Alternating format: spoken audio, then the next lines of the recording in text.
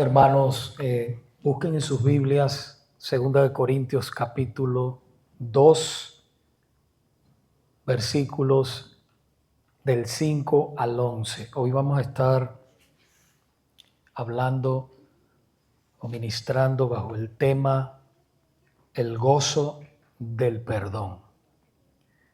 El gozo del perdón. La semana pasada, si ustedes recuerdan, hablamos de la importancia de tener una conciencia limpia y una vida consagrada a Dios. Y aprendimos que la consecuencia de esto nos llevará siempre a vivir una vida llena de seguridad, propósito y libres de las ataduras del qué dirán, para enfocarnos en una sola cosa: complacer el corazón de Dios. El contexto del pasaje bíblico que vamos a estudiar hoy es que al parecer la inmadurez de la iglesia de los Corintios se manifestó en prolongar demasiado el perdón y la restauración de un hermano de la membresía de la iglesia. El hermano había pecado en el pasado y no quiso arrepentirse.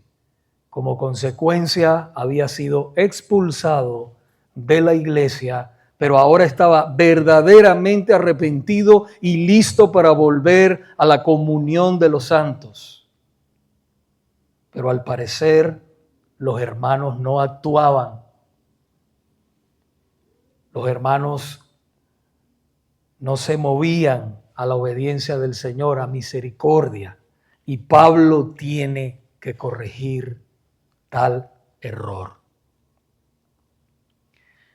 Hoy el Señor, iglesia, nos enseña acerca del perdón, la restauración y lo importante o la importante dura tarea que tiene la iglesia de disciplinar a los hermanos que se desvían y restaurarlos en amor cuando se arrepienten a la plena comunión de la iglesia otra vez. Segunda de Corintios capítulo 2, versículos del 5 al 11, así dice el Señor en esta tarde. Pero si alguno me ha causado tristeza, no me la ha causado a mí solo, sino en cierto modo, por no exagerar, a todos vosotros. Le basta a tal persona esta reprensión hecha por muchos. Así que, al contrario, vosotros más bien debéis perdonarle y consolarle, para que no sea consumido de demasiada tristeza. Por lo cual os ruego que confirméis el amor para con él, porque también para este fin os escribí, para tener la prueba de si vosotros sois obedientes en todo. Y al que vosotros perdonáis, yo también. Porque también yo lo he perdonado. Y si algo he perdonado, por vosotros lo he hecho en presencia de Cristo, para que Satanás no gane ventaja alguna sobre nosotros, pues no ignoramos sus maquinaciones. Oremos, hermano, por esta palabra que el Señor nos va a dar. Padre, pedimos, Señor, en esta tarde, que el poder de tu Santo Espíritu, Señor, traiga convicción, traiga transformación y trate con nuestros corazones de una manera especial en esta tarde, Señor. Que podamos, Dios mío, entender tu palabra, atesorarla en nuestros corazones para ponerla en práctica y ser esos hijos tuyos obedientes en todo. Pido, Señor, que me uses una vez más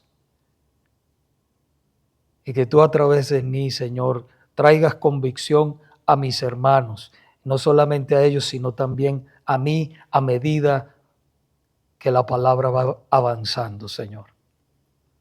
Te ruego que tu Santo Espíritu toque también los corazones de aquellos que todavía no te conocen, que tú traigas convicción en sus corazones y aún a hermanos que están aquí, que necesitan oír esta palabra también, Señor, y que tal vez nunca la han oído,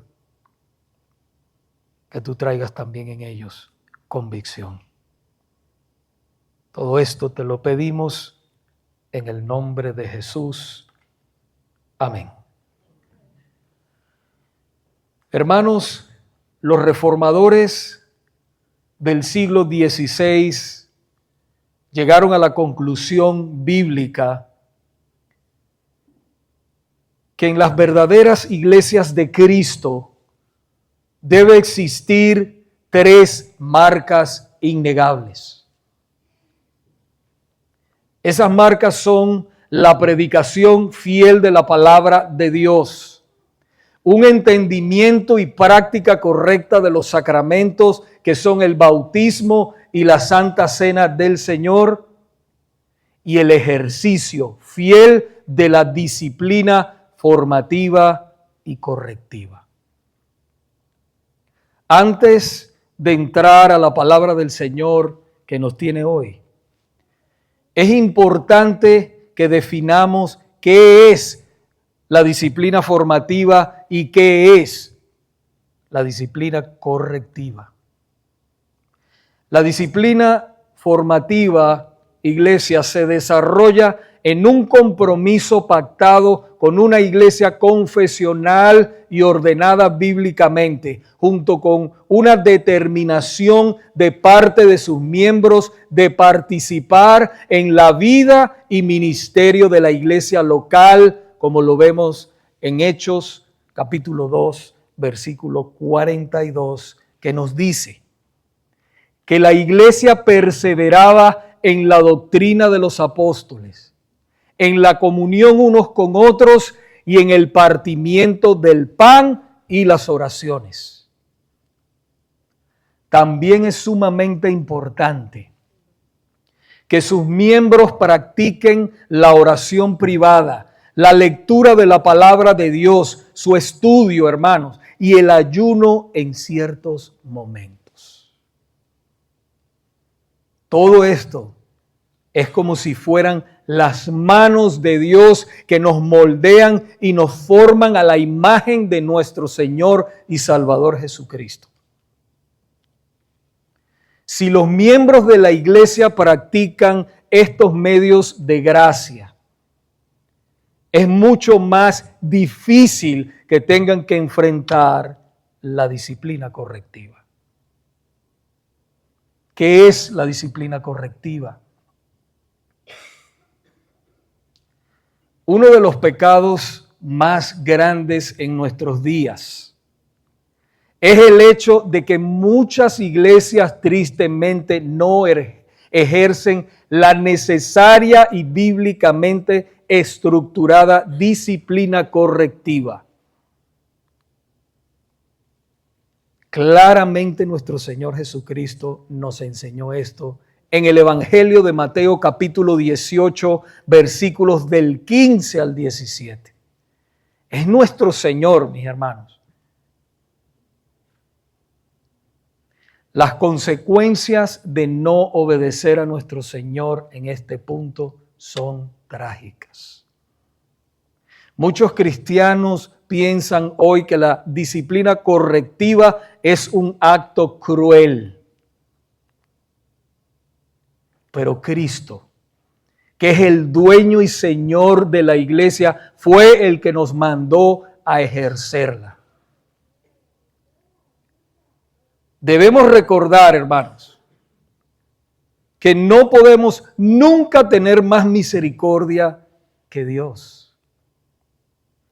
Cuando no obedecemos, en este punto al Señor, caemos en un gran pecado y la iglesia sufrirá las consecuencias de su desobediencia.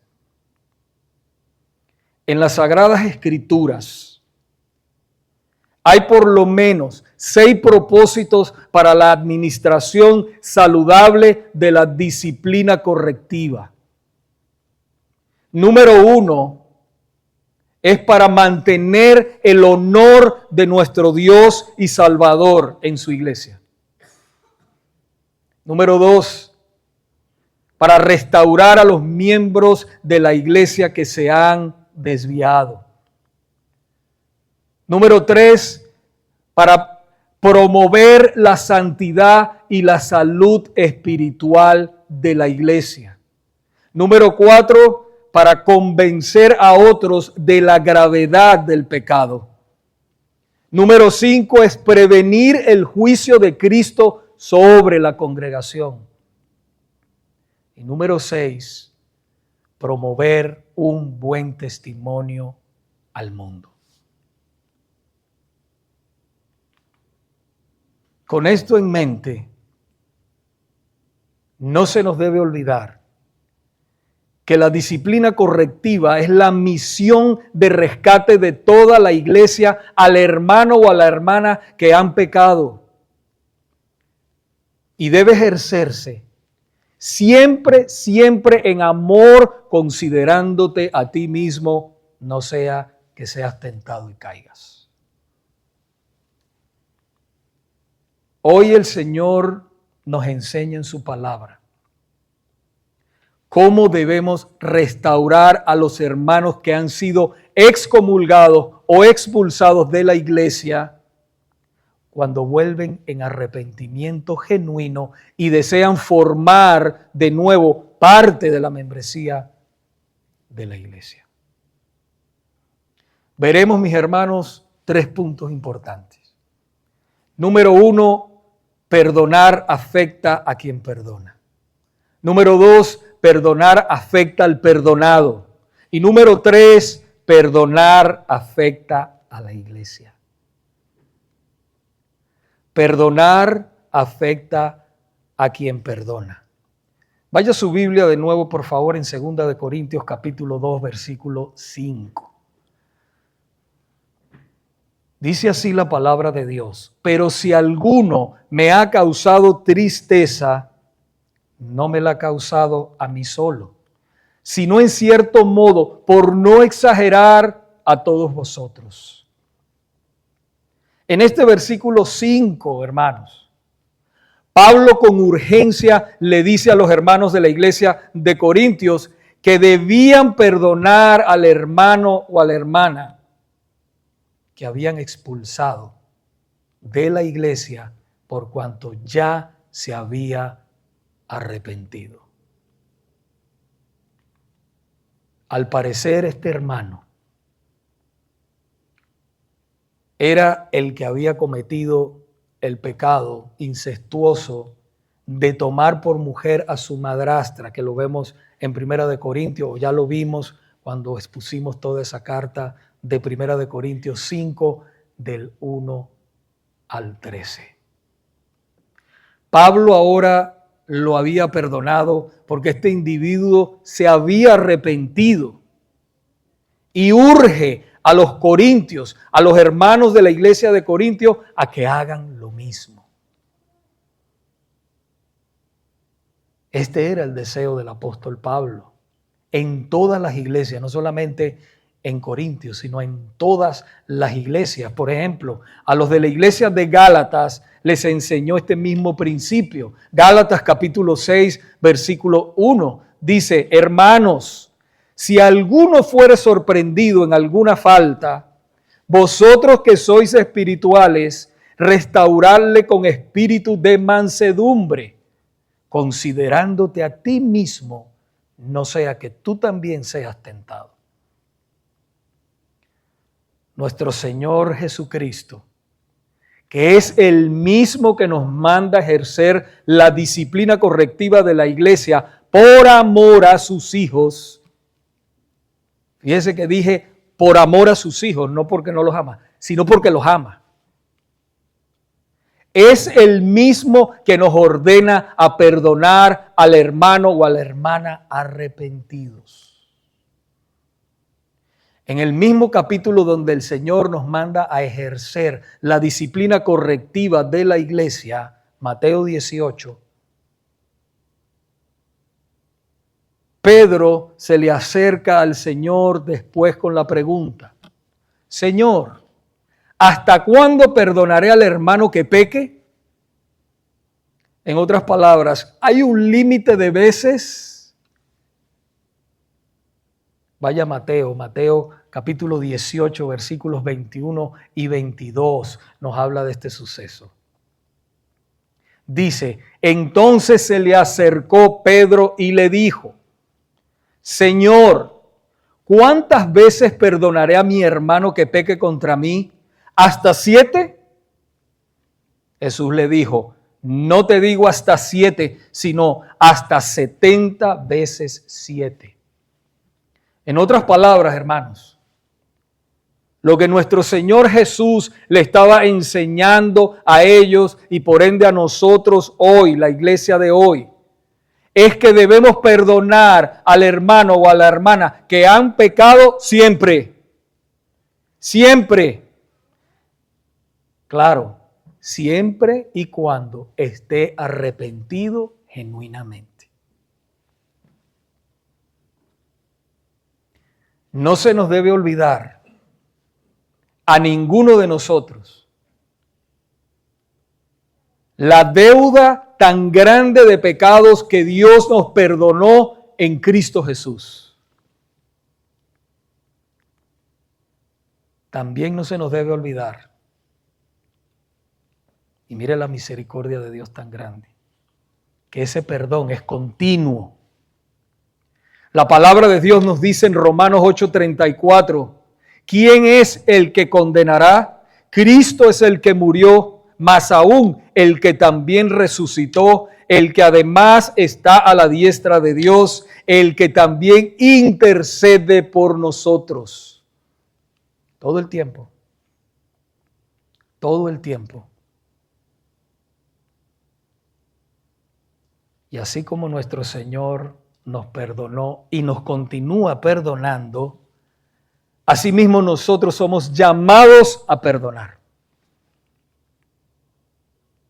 Cuando no lo hacemos, corremos el riesgo de caer en el orgullo y que el orgullo se apodere de nosotros y de nuestra relación con el Señor se deteriore.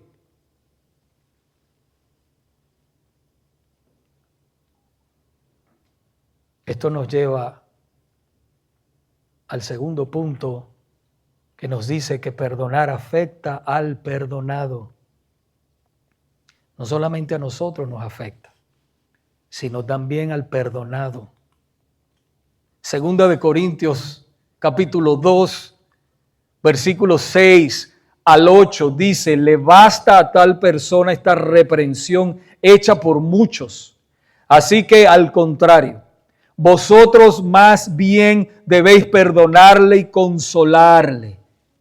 Perdonarle y consolarle, para que no sea consumido de demasiada tristeza, por lo cual os ruego que confirméis el amor para con él. Os llama a la acción, a confirmar el amor para con él.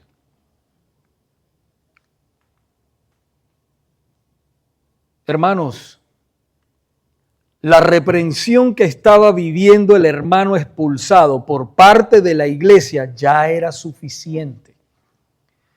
El hermano ya había sufrido bastante por el hecho de estar separado de la comunión de los santos. Ya era hora de demostrarles misericordia y restaurarlo a la plena comunión de la familia de Dios. Para el verdadero creyente que entiende bíblicamente lo que es la membresía, la comunión y la conexión con la iglesia de Cristo, es terrible estar separado de la iglesia. y más si es por asuntos de pecado. Hermanos, estar separados de la iglesia es estar separados de la voluntad perfecta de Dios para la vida del creyente. Y este hermano, excomulgado o expulsado, lo había experimentado. Fíjese cómo la iglesia de hoy se ha alejado tanto de lo que es bíblico. La disciplina de la iglesia es bíblica. Y es la responsabilidad de toda la iglesia, no solamente de los pastores y los diáconos, no, de toda la iglesia. ¿Usted sabe por qué? Porque cuando un hermano peca, afecta a toda la iglesia. Y como la iglesia es la que recibe a los miembros, también disciplina a los miembros, pero también los expulsa cuando no se han arrepentido. Y esa disciplina debe ejercerse, vuelvo y repito, en amor.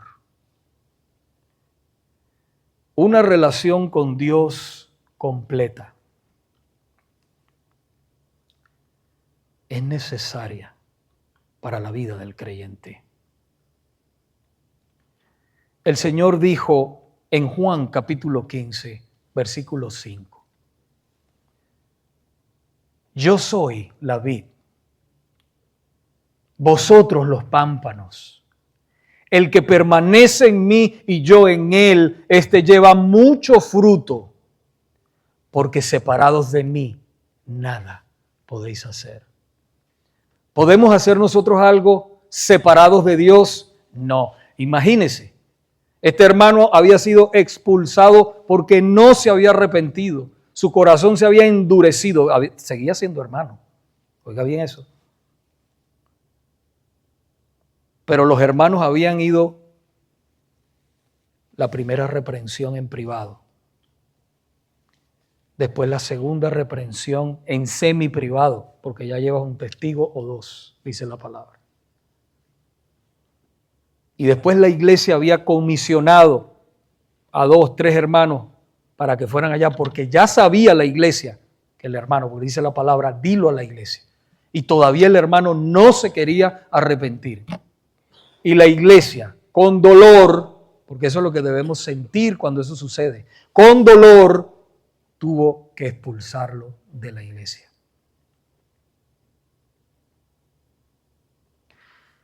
Una relación con Dios completa, fuerte y saludable en la vida del cristiano se desarrolla en la iglesia, no separado de la iglesia, en la iglesia. Por eso Pablo urge a los hermanos a que los reciban de nuevo. La disciplina correctiva había hecho ya el efecto deseado y este hombre estaba arrepentido verdaderamente. Ahora era el momento. Ahora era el momento de perdonarlo y restaurarlo.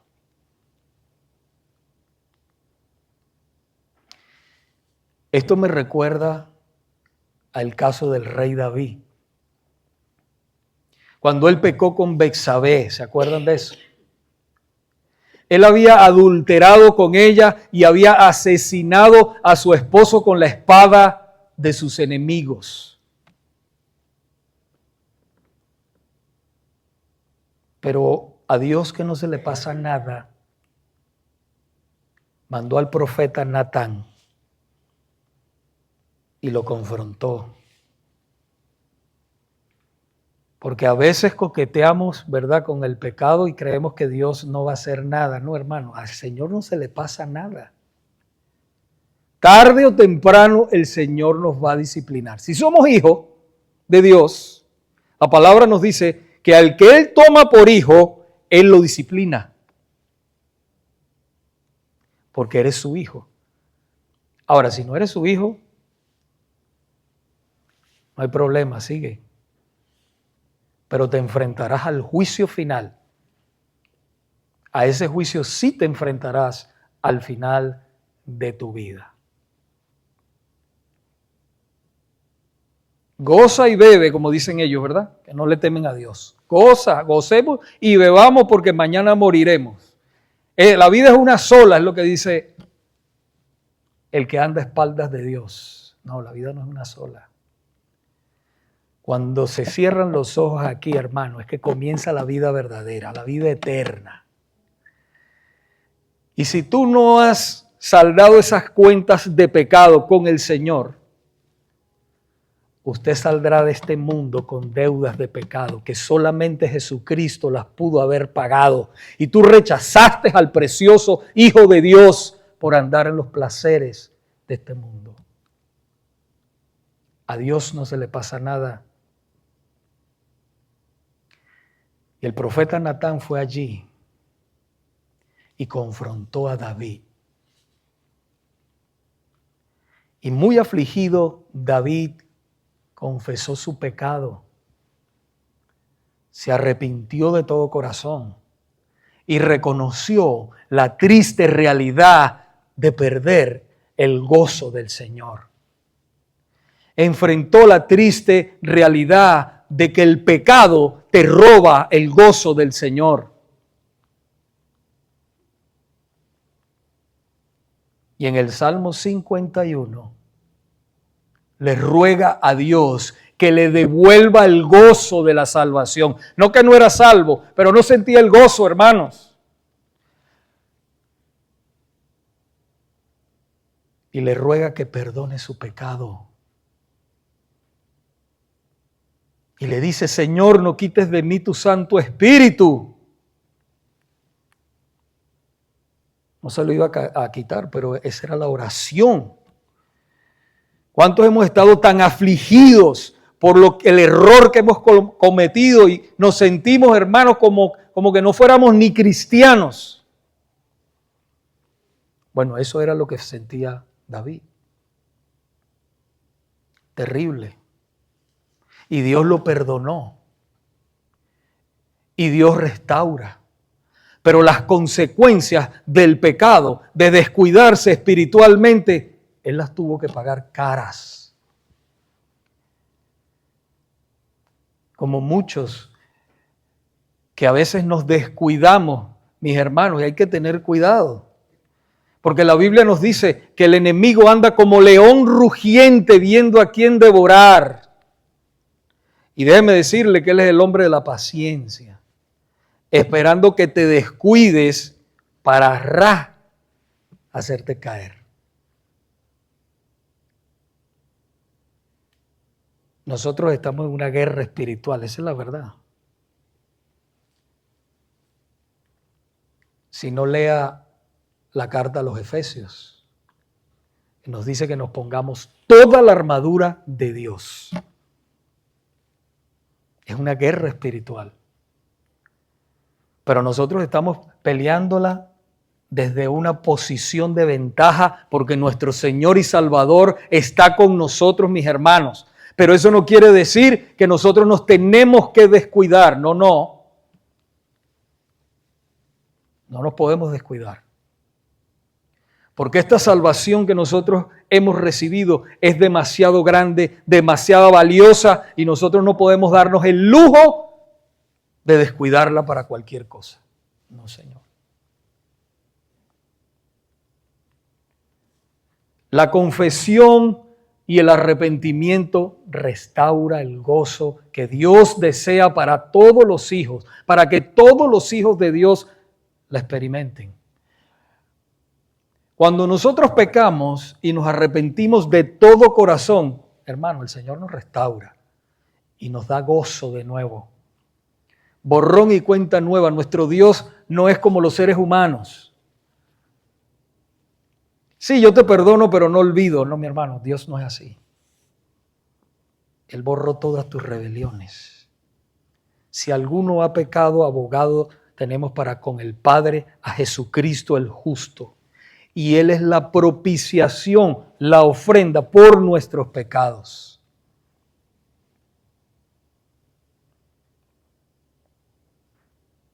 Nos devuelve el gozo cuando nos arrepentimos. En Juan, en el Evangelio de Juan, capítulo 15, versículo 11, El Señor dijo, estas cosas os he hablado para que mi gozo esté en vosotros y vuestro gozo sea cumplido. El Señor quiere que nosotros tengamos gozo. Dios no desea que sus hijos o que a sus hijos les consuma la tristeza por causa del pecado, no. Por eso la iglesia está llamada a mostrar amor, mostrar bondad y la misericordia de Dios. Estamos llamados a eso, hermanos. Pero es lamentable que nosotros vemos cuando nos metemos en las redes sociales. Amor, amor, amor, amor, amor. Todo es amor. Si Dios es amor, pero esa es una parte del Evangelio. Ese no es todo el consejo de Dios. Porque el que Él ama, Él lo disciplina también. Y también Él habla del juicio en su palabra. Entonces, hay que predicar todo el consejo de Dios. Un equilibrio, pero dicen amor, amor, amor, amor solamente. Eso me molesta a mí. Porque Dios es justo también. Es justo. Y no deja pasar las cosas como muchos piensan. Ahora, la iglesia no puede determinar los límites de gracia y misericordia. La iglesia no puede rechazar a un hermano o a una hermana que verdaderamente se hayan arrepentido. No importa lo grave que sea el pecado, no importa lo grave que sea la falta, debemos perdonarlos, hermanos. Debemos consolarlos en amor, pero si se han arrepentido genuinamente. Efesios capítulo 4, versículo 32 dice, antes sed benignos unos con otros, misericordiosos, perdonándoos unos a otros, como Dios también os perdonó a vosotros en Cristo. En Cristo, qué hermoso. Si no fuera por nuestro Señor Jesucristo, todos estuviéramos perdidos. Pero ese amor de Dios que es tan grande, se mostró en la persona de nuestro Señor y Salvador Jesucristo. Y esto nos lleva a nuestro último punto. Perdonar afecta a la iglesia. Perdonar afecta a la iglesia. Segunda de Corintios 2, del 9 al 11, nos dice, porque también para este fin os escribí, para tener la prueba de si vosotros sois obedientes en todo. Y al que vosotros perdonáis, yo también, porque también yo lo he perdonado. Si algo he perdonado, por vosotros lo he hecho en presencia de Cristo, para que Satanás no gane ventaja alguna sobre nosotros, pues no ignoramos sus maquinaciones. Cuando la palabra de Dios nos advierte para que Satanás no gane ventaja y que no ignoremos sus maquinaciones, mis hermanos, es una palabra de alerta. La meta de Satanás es que los hijos de Dios se vayan a los extremos. Por eso necesitamos la palabra. La meta de él es que nosotros nos vayamos a los extremos. La meta de Dios es que sus hijos mantengan el equilibrio bíblico. Satanás, por un lado, quiere que la iglesia no confronte el pecado y por el otro, que no perdone al pecador arrepentido. Eso es lo que quiere Satanás. ¿Ves los extremos? Por un lado, no, que no se confronte el pecado. Y por el otro, si se confronta, no, que no lo perdones. Eso es un extremo y no es bíblico. Dios desea la comunión de sus hijos y desea que esa comunión sea humilde, gozosa, misericordiosa, amorosa y obediente. Ese es el deseo de Dios. El no mantener el equilibrio bíblico dará como resultado la destrucción de esa iglesia local.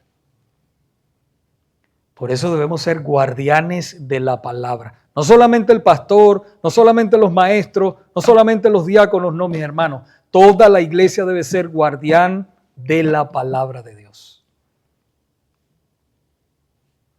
Vemos un error, lo confrontamos. En amor, pero lo confrontamos. Para que Satanás no gane ventaja en nosotros. Cuando nosotros no tratamos con el pecado adecuadamente en la iglesia, este se expandirá, mis hermanos, como un cáncer por toda la congregación y hará mucho daño. Usted sabe cómo es el cáncer, ¿no? Algunos han tenido, pero otros lo han visto. Comienza un poquitico y se expande si no se hace nada, ¿verdad? Se expande, así es el pecado en la iglesia. Si no se trata con eso, empieza a expandirse y la iglesia se contamina al punto que la iglesia deja de ser iglesia de Cristo. Por mucha gente que haya, gente que dice, wow, esa iglesia, qué bendición, están llenas las puertas. Bueno, vamos a ver qué se está predicando. Vamos a ver si están las marcas, si se predica la palabra fielmente, si se ministran los sacramentos como deben ser, si se aplica la disciplina correctiva de la iglesia. Y si eso está sucediendo y la iglesia crece, gloria a Dios. Está bien, porque está creciendo saludable y está impactando al mundo. Ustedes no se dan cuenta de algo, mis hermanos. Si el fenómeno ese de las mega iglesias hoy en día, hay tanta gente en esas iglesias y tantas iglesias, pero yo veo que la sociedad va de mal en peor, no están impactando a nadie. Ese evangelio diluido o otro evangelio no impacta a nadie. Le mienten a la gente muchos. Lo único que va a traer cambio, porque el problema del hombre radica en el corazón perverso que tiene. Y solamente Cristo puede cambiar ese corazón perverso. Solamente el poder de Dios puede quitar ese corazón de piedra y dar un corazón de carne verdadero. Un corazón que ame a Dios, que busque a Dios. Un corazón arrepentido, humilde, que sea útil instrumento en la obra del Señor. Solamente Él. Si es así y se predica todo el consejo de Dios, perfecto, que crezca la iglesia hasta donde Cristo quiera que crezca. Pero si no, eso a mí no me impresiona absolutamente nada. Me preocupa, porque usted habla con las personas a ver si saben y no saben. Ha llegado gente, mis hermanos, que no te saben ni los libros de la Biblia y han estado por años en otras iglesias. ¿Cómo es eso? Que tú eres miembro y no te sabes ni siquiera los libros de la Biblia. Y no estoy diciendo por nada, hermanos, sino que ¿qué estamos haciendo como pastores? ¿Qué estamos haciendo como maestros? El trabajo de nosotros es enseñar a la gente, pero el trabajo también de la iglesia es venir también a los cultos, venir a los estudios bíblicos, participar, aprender, estudiar en su casa. Porque si eso no sucede, bueno, ya no es culpa de los maestros de la iglesia, ya es culpa de la persona que viene y no quiere estudiar, no quiere orar, no quiere buscar. Por eso yo digo que cuando a ti tú dices que tú eres cristiano, eso quiere decir que tú eres un representante de Cristo. Y es mejor que nosotros hagamos todo lo posible por representarlo bien, en todo sentido, en mi testimonio,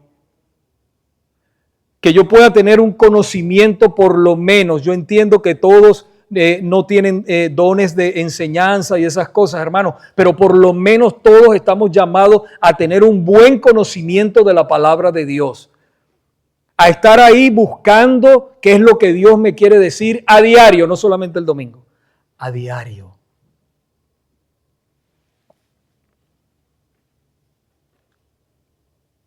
Gálatas capítulo 5, versículo 9, nos dice que un poco de levadura leuda toda la masa. Por eso debemos tratar con el pecado como iglesia. Pero cuando no lo tratamos adecuadamente, la voluntad de Dios no se podrá cumplir y la iglesia no se conservará pura, sana y fuerte. Debemos tratarlo, pero adecuadamente, como dice el Señor en su palabra. Así que cuando un hermano o una hermana pecan y son disciplinados y se arrepienten, toda la iglesia debe perdonarlos. Mire que dije, toda la iglesia debe perdonarlos y no dar lugar al diablo yéndose a los extremos. La palabra de Dios nos dice en Efesios capítulo 6, versículo 11, vestíos de toda la armadura de Dios para que podáis estar firmes contra las acechanzas del diablo. También nos dice en la misma carta a los Efesios capítulo 4, versículo 27, ni deis lugar al diablo. Ni deis lugar al diablo. Él no tiene nada en nosotros, hermano. Nada. Lo nombramos nada más cuando es necesario, porque la palabra y eso, pero Él no tiene nada en nosotros. Nosotros somos propiedad exclusiva de Cristo. Más nada. Así que, iglesia, el perdón afecta a quien perdona, al que es perdonado y a toda la iglesia. Si amamos verdaderamente al Señor, y yo sé que sí, lo amamos. Yo sé que lo amamos porque Él nos amó primero, por eso nosotros le podemos amar a Él. Debemos obedecerlo en todo.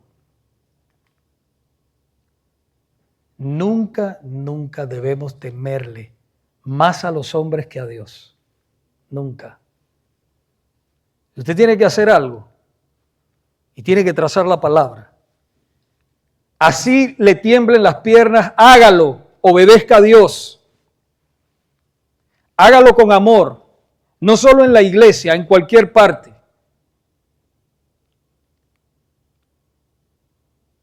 Es preferible estar enamistados con las personas porque estás predicando la palabra de Dios que estar enemistado con Dios.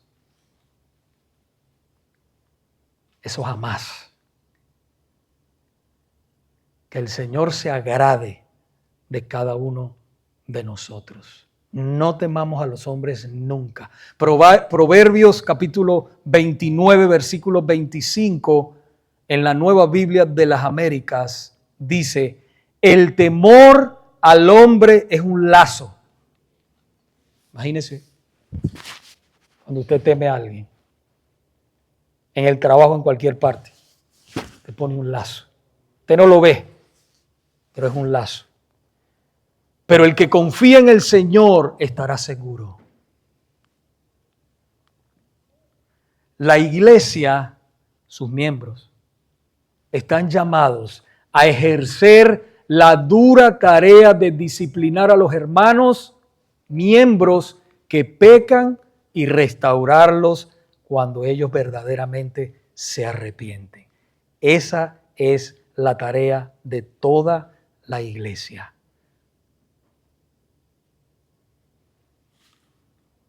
Y esa es la verdadera prueba de amor y obediencia a nuestro Señor y Salvador Jesucristo. Cuando lo hacemos bíblicamente.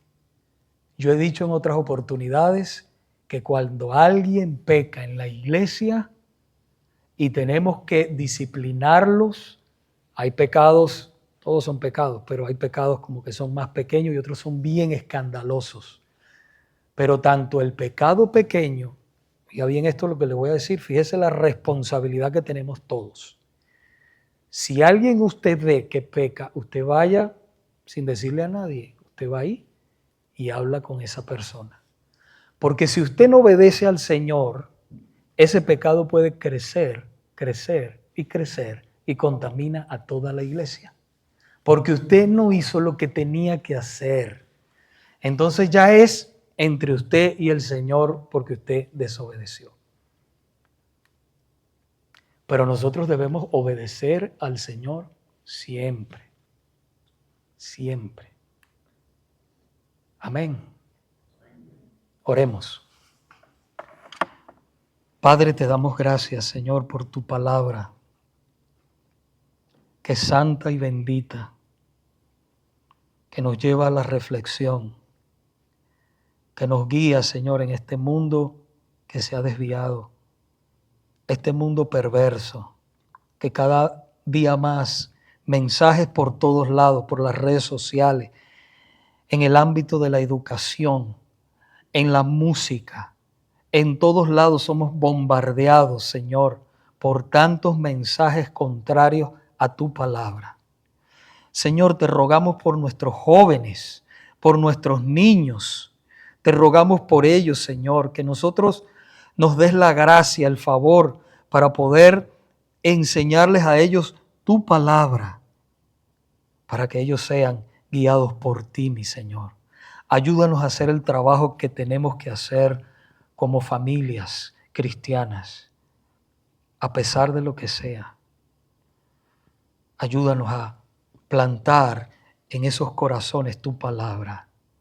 Ayúdanos también a nosotros, Señor, a ser fortalecidos, a obedecerte en todo, Padre mío, y a mantener, Padre Santo, la disciplina formativa y la correctiva bíblica en ese equilibrio, para que tu iglesia crezca sana, crezca pura, crezca fuerte.